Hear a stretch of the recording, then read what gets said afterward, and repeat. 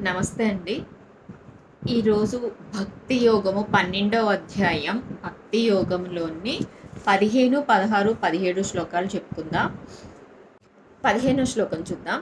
యస్మాన్నో ద్విజతే loco లోకాన్నో ద్విజతే చయః హర్షామర్ష భయోద్వేగైర్ ముక్తో యస్స చ మే ప్రియః.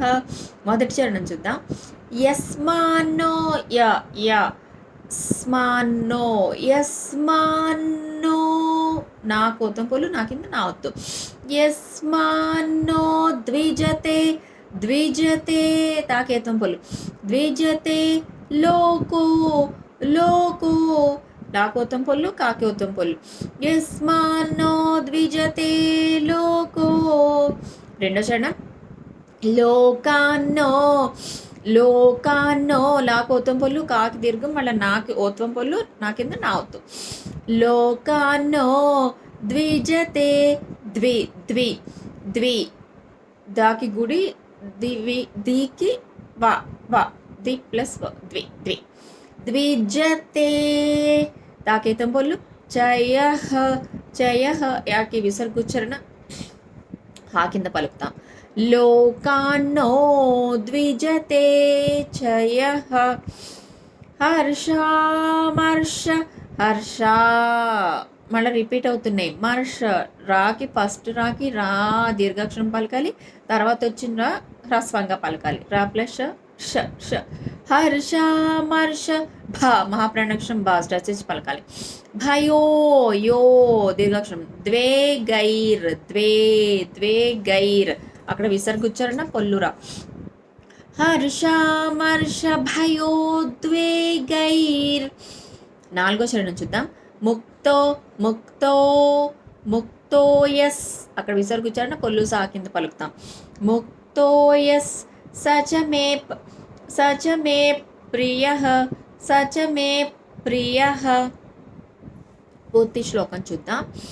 యస్మాన్నో ద్విజతే loco లోకాన్నో ద్విజతే చయః హర్షామర్ష భయోద్వేగైర్ ముక్తో యస్స చ మే ప్రియః.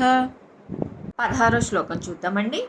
అనపేక్ష శుచిర్దక్ష ఉదాసీనో గతవ్యథః సర్వారంభ పరిత్యాగి యో మద్భక్తః స మే ప్రియః. మొదటి చరణం చూద్దాం.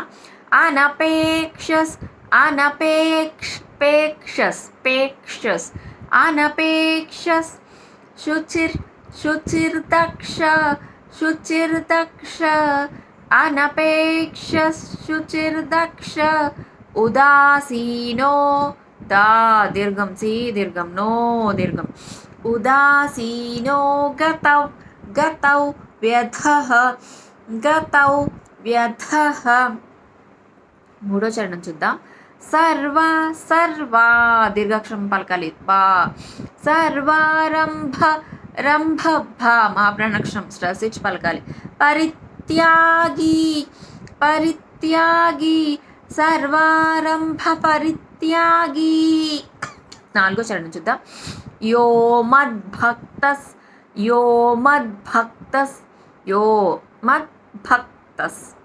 స మే ప్రియః